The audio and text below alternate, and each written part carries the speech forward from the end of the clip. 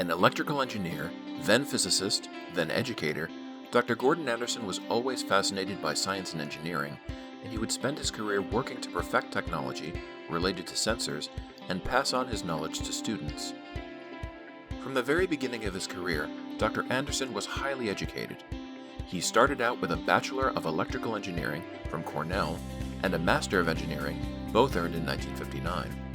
He would follow that with a Master of Science in Physics and a PhD in Physics from the University of Illinois Urbana-Champaign in 1961 and 1969, respectively. Dr. Anderson was completing his doctoral studies during the Civil Rights period, and one of his fellow students at the time had gone down to Mississippi to help out at Tougaloo College, teaching physics, returning to the University of Illinois to become a PhD candidate there. As a result, his friend needed someone to travel to Tougaloo to take his place as a teacher. Dr. Anderson was one of the students who volunteered for this assignment, since his schedule was flexible enough to allow it, and so he traveled to Mississippi to teach basic physics and advanced physics at Tougaloo. Several of Dr. Anderson's students went on to earn graduate degrees in physics, which excited him greatly because there were very few physicists of color at the time. The experience energized Dr. Anderson and made him realize that there was a great need for teachers who were committed to teaching minority students. He decided that once he earned his PhD, he would return for a position as a teacher. However, fate would have other plans. The subject matter of Dr. Anderson's doctoral dissertation put him in contact with the Naval Research Lab.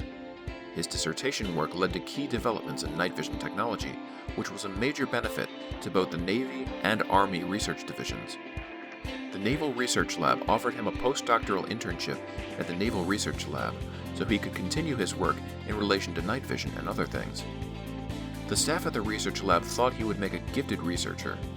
Dr. Anderson, still recalling the impact of his work at Tougaloo, was going to turn down this assignment, but his research advisor told him that this was an opportunity that he could not refuse, because spending even a year there would make his career. And so, Dr. Anderson accepted the offer, and once there, he fell in love with the work that was being done and the spirit of the place, and he made that his career. He taught at the Naval Research Lab because they had fellows and students in attendance. He didn't go back to being a professor until he retired from the Department of Defense in 2008.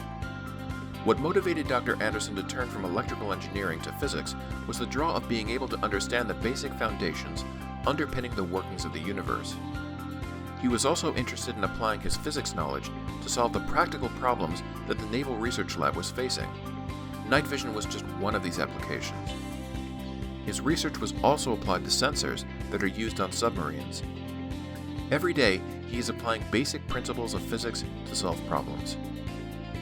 Dr. Anderson has talked to students at CCNY about career choices.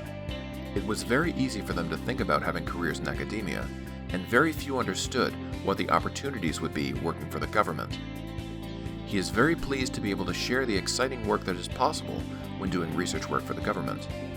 In the course of his own research, he traveled all over the world and made truly important contributions to many aspects of science. The same is possible for the next generation, as long as they apply themselves. It is Dr. Anderson's hope that his legacy will be a shining beacon for others to follow.